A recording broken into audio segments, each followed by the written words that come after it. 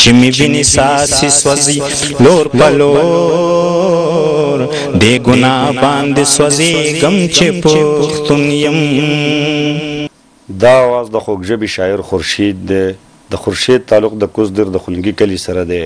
د پیدایش نه 2 کال وروسته د پولیو په مرض اخته شو. مرض خو لاړو خو ځان سره د خورشید خپې لاس هم یوړه.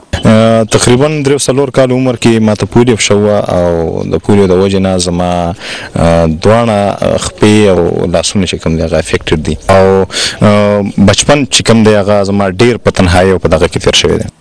د لوړو ارادو انسان ځان کې پټ خورشید د غرونو او وریځو راښکاره کړو او په کور کې د سبق ویلو سلسله جاري وساتله او تر 14مه پورې تعلیم یې حاصل کړو. اصل کې جی زه خو تقریبا د 13-14 سالو په عمر پورې زما په کټ باندې وم، یعنی اپریشن او ټف ایکسرسایزز وي د خپې مې لږې کږې شوې، نو زما احساسات چې کوم دی هغه خو هسپتالونو او علاجونو او دغه چې کوم دی هغه ځان سره وړو.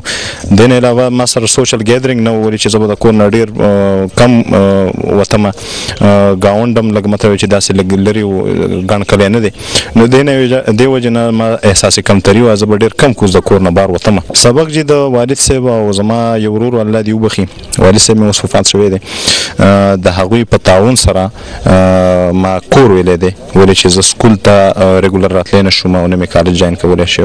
الحمدلله اوس ما تر MA پورې تعلیم کړی دی.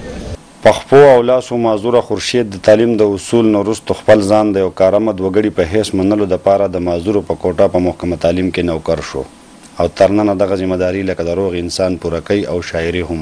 ټک نه پس زما والد صاحب ما له داخله وکړه PTC ټریننګ کې، هغه ټریننګ ما حاصل کړو. د هغې نه پس په ډیسیبل کوټه باندې زما ډېر په کوششونو باندې ډېره موده پس زما اپاینټمنټ وشو او زه په دې مخکې په یو بل کلي کې زما ټیچري وه، زما ایز PhD استاد پرایمري ټیچر، د هغې په طور باندې زه تدریس کوم او د هر یو بنده یو فیلډ وي. زما دا فیلډ لکه ډېر زیات خوښ و چې زما نه هم لکه څوک څه زده کړي او دې نه علاوه خواهش مې هم دا و چې زه په خپلو خپلو باندې ودرېږم فاینانشلي او څوک بلکې زه د ځان سره نور هم سپورټ کړم. ما یو ارګنایزیشن هم جوړ کړی دی د معذورو افرادو د حقوقو لپاره. زه ډسټرکټ په لیول باندې د هغې صدر یم او نیشنل لیول باندې د هغې جوینټ سیکرټري یم.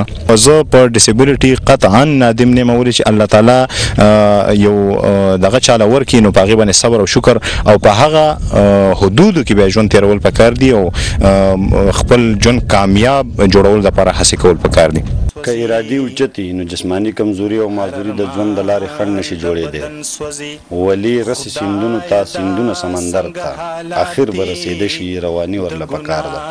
محمد اسرار، خیبر نیوز، اونګې کوزدر.